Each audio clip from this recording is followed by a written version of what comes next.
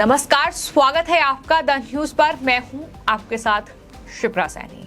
बिहार में बागेश्वर धाम के आचार्य धीरेन्द्र कृष्ण शास्त्री के कार्यक्रम का आज आखिरी दिन और बिहार में महाभारत छिड़ी हुई है। जी हां, बीजेपी और साथ ही नीतीश कुमार सरकार में जो नेता हैं वो अब इस पूरे कार्यक्रम को लेकर बागेश्वर धाम के दरअसल आमने सामने हैं। आरोप प्रत्यारोप का दौर चल रहा है, लेकिन आपको ये बता दें कि जहां एक तरफ बागेश्वर धाम के प्रमुख धीरेन्द्र कृष्ण शास्त्री से राजनेताओं के मिलने का सिलसिला बिहार में जारी है, तो वहीं कई जो भोजपुरी एक्टर और एक्ट्रेसेस हैं उन्होंने भी बागेश्वर धाम के प्रमुख धीरेन्द्र कृष्ण शास्त्री से उनके होटल में मुलाकात की है। फिर चाहे बात एक्ट्रेस अक्षरा सिंह की जाए या फिर एक्टर पवन सिंह की जाए, आपको ये बता दें कि दोनों ने अलग अलग वक्त पर बागेश्वर धाम के प्रमुख से मुलाकात की है।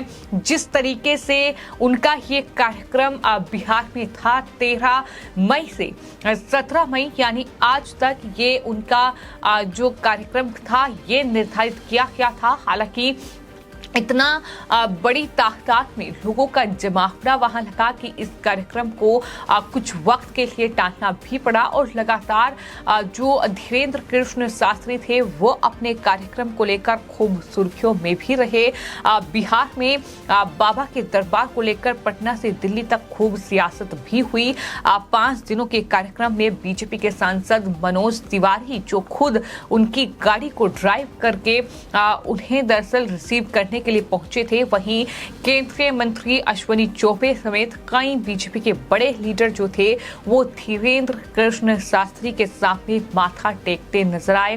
पूजा अर्चना बाकायदा जो है वो की गई। तो ये तमाम चीजें जो है बिहार में देखने को मिली, लेकिन आज उनके इस कार्यक्रम का आखिरी दिन है। जो वो हनुमंत कथा कार्यक्रम कर रहे हैं उसमें श्रद्धालुओं की भारी भीड़ देखने को मिल रही है।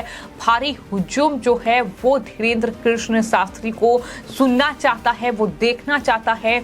एक दीदार के लिए लोगों की कतारें लगी हुई हैं, तो इस तरह का हुजूम जो है वो देखने को मिला। हालांकि नीतीश कुमार सरकार में मंत्री और साथ ही चाहे बात आरजेडी के नेता तेजस्वी यादव की जाए या फिर तेज प्रताप यादव की जाए, खुलेआम धमकी जो है वो उनकी तरफ से दी गई थी कि अगर धीरेन्द्र कृष्ण शास्त्री बिहार में अपने कार्यक्रम को करने के लिए पहुंचेंगे तो वो उनका विरोध करेंगे और उन्हें वापस लौटना पड़ेगा। लेकिन उसमें वो कामयाब नहीं हो पाए, चूंकि जिस तरह का जन समर्थन धीरेन्द्र कृष्ण शास्त्री को बिहार में मिला है वो अपने आप में ये बताता है कि किस तरीके से बिहार में जो कहीं ना कहीं बयानबाजी का दौर उनको लेकर जारी है वो दरअसल नीतीश कुमार के पक्ष में नहीं है, वो आरजेडी के पक्ष में नहीं है, वो तेजस्वी यादव या तेज प्रताप यादव के पक्ष में नहीं है।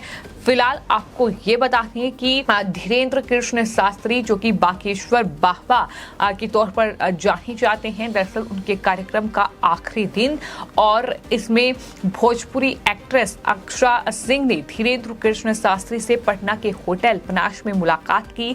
इसके बाद भोजपुरी सुपरस्टार पवन सिंह भी बुधवार को बाबा से मिलने के लिए उनके होटल पहुंचे थे।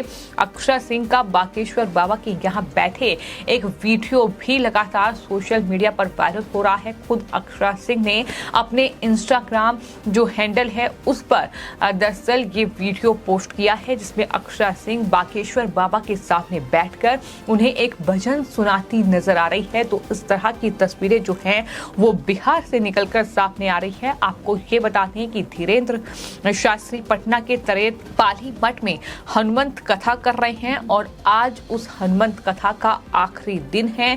लेकिन इस तरीके से उनके इस पूरे दौरे को लेकर सियासी बयानबाजी का दौर जो है वो लगातार बिहार में जारी है। वहीं आपको ये बता दें कि ये माना जा रहा है कि आज चूंकि उनके दौरे का आखिरी दिन है तो ये पूरा बयानबाजी का दौर शांत हो जाएगा, लेकिन ऐसा हुआ नहीं क्योंकि बिहार की सियासी गलियारों में एक नया मुद्दा उठ गया है और वो नया मुद्दा है मटन चावल का मुद्दा। जी हाँ, जिस पर बीजेपी और आरजेडी और जेडीयू के नेता आपस में भिड़ते नजर आ रहे हैं। बीजेपी के नेताओं का आरोप है कि दरअसल जो जनता दल यूनाइटेड के राष्ट्रीय अध्यक्ष हैं ललन सिंह, उनके द्वारा मटन चावल के भोज का आयोजन किया गया, शराब उसमें परोसी गई और इस तरीके से ये पूरा कार्यक्रम चला।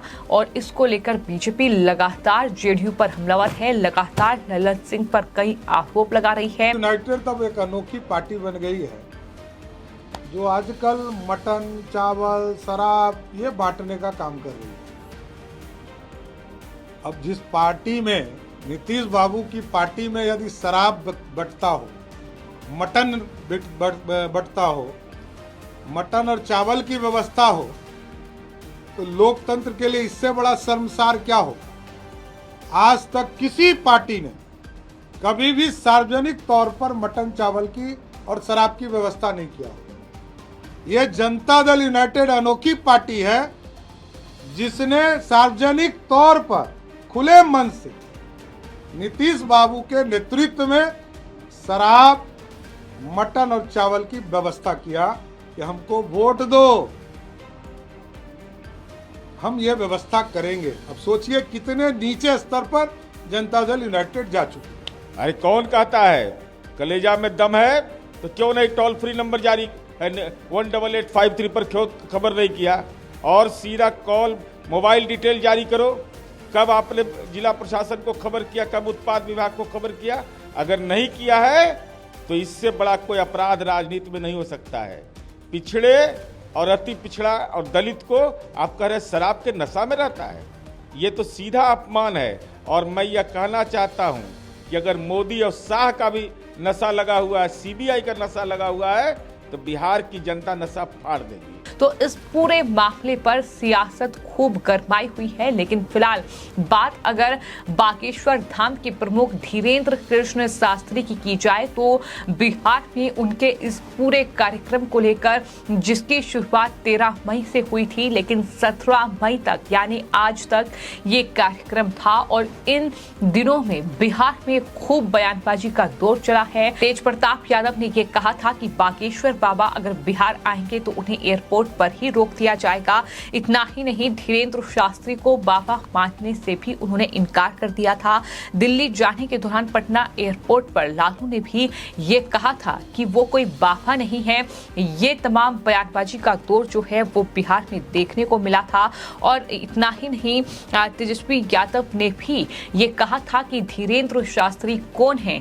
तो ये बयानबाजी थी जो वहां देखने को मिली। और आपको ये बता दें कि जो बागेश्वर धाम के प्रमुख हैं धीरेन्द्र कृष्ण शास्त्री, वो बीते कुछ महीनों से काफी सुर्खियों में रही हैं। जिस तरीके से उनके ऊपर कई इल्जाम लगे, कई आरोप लगे, कई शिकायतें उनके खिलाफ दर्ज कराई गई, लेकिन वो लगातार अखंड भारत का सपना लेकर आगे बढ़ रहे हैं। उनकी ये मांग है कि वो अखंड भारत चाहते हैं, हिंदू राष्ट्र चाहते हैं। ये उनकी मांगे हैं जिसकी बात वो बार बार करते हैं। जहां भी वो अपना दरअसल पाठ करते हैं, जहां भी वो कथा करते हैं, वहां ये बात जरूर दोहराते हैं। और उनके इस पूरे कार्यक्रम में कई हजार और लाखों की संख्या में लोग पहुंचते हैं, जहां वो पर्चे भी निकालते हैं। तो ये तमाम चीजें हैं जिसको लेकर बागेश्वर बाबा लगातार सुर्खियों में रहे हैं। लेकिन अब बिहार में सियासत इसलिए गरमाई हुई है चूंकि